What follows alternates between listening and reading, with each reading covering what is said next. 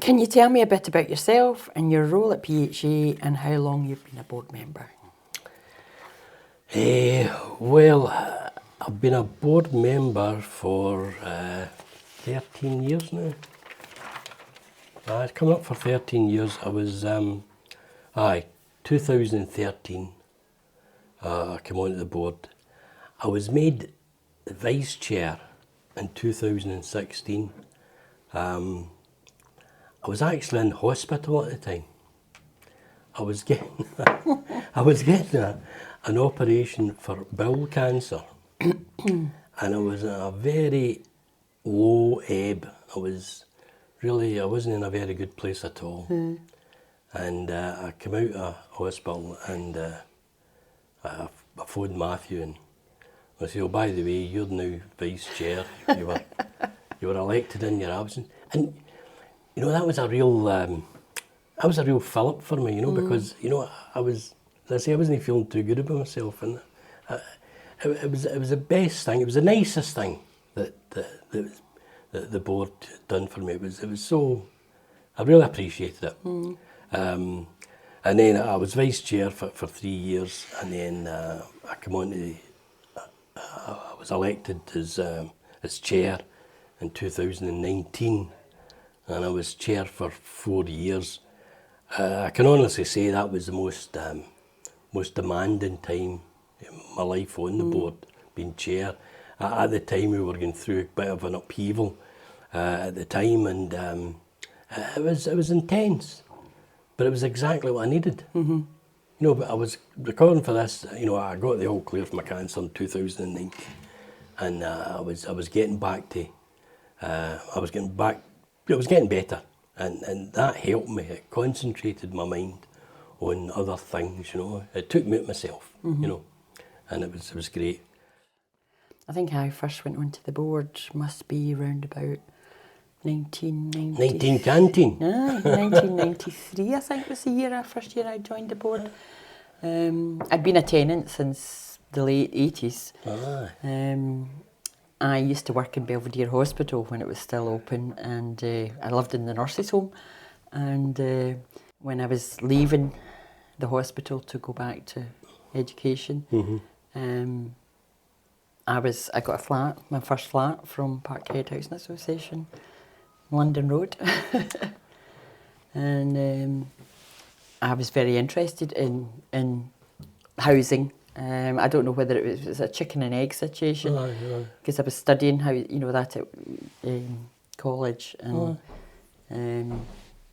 I was really interested in it, and I was invited on, you know, to come on to it was a committee at that time, and I just went from there. I've just been on it for many years, and I've learnt so much. You know, you really, it's two things. It's like what you can give to the board and your community, but it's also about what you can get back as well.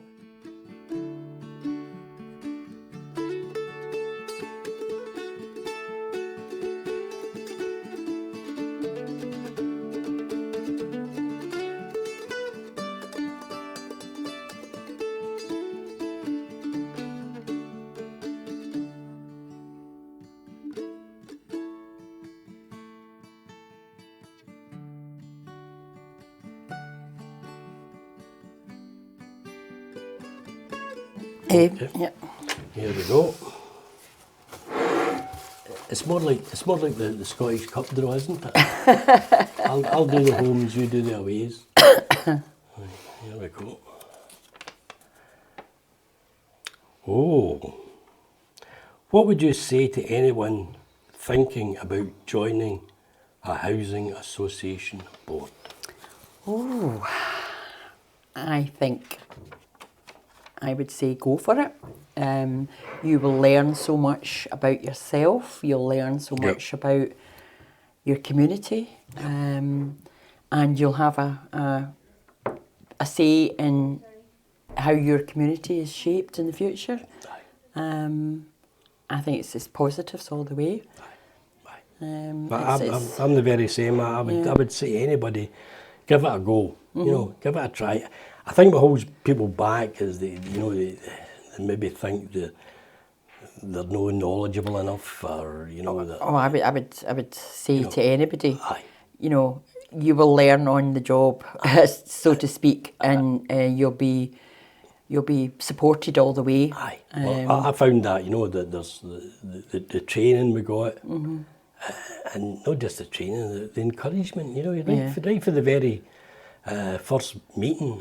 I remember being, folk being helpful. Just, I mean, I always say to people that are new on the board that are maybe a bit shy about asking questions, there is no such thing as a stupid question. Aye.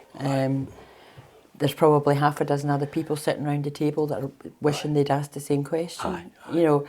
That's the only way you learn, by asking questions. There is responsibility there, without a doubt. I mean, it is a responsible position. I mean, you're dealing with people's livelihood. You're dealing with their matters concerning their health. It's not a thing you should take lightly. No.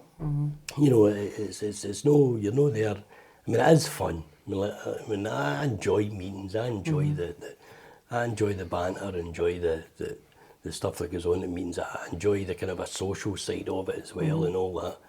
But at the same time, we've got a big job to do. You're not just, there just to play games. You're there to make decisions, and it's it can be difficult. I mean,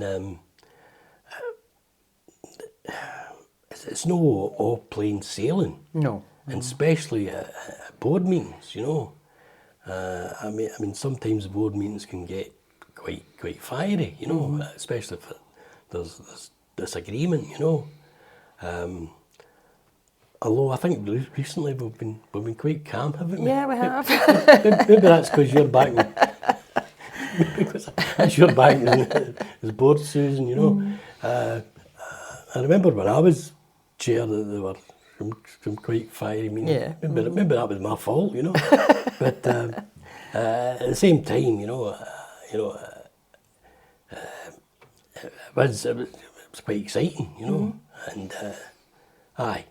It's not something you should take lightly. It's definitely a responsible position. Because I think the decisions that we make, and as to what direction the association's taking or what we're developing, it's basically it's down to providing good, warm, safe homes for people, which can enhance their life chances.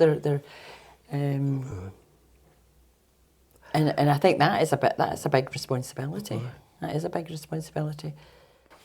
I've lived in Parkhead for many years, although I'm not an original Parkhead person or even a Glaswegian. But I have lived here for many years, and I've always felt comfortable in Parkhead. I've always felt part of the community.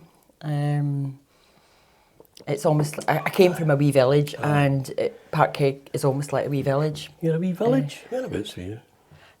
Sandbank, Dunoon, near Dunoon. You're joking? Ayrshire, I never knew that about you. I always thought you were a Parkhead girl. No. There you go. Learn something new every day.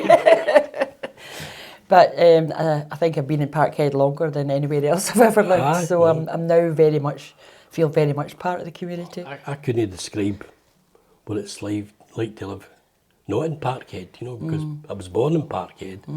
My family all lived in Parkhead, and although I moved about the east end of Glasgow, I've been in Baillieston, I've been in Sandy Hills and Denison.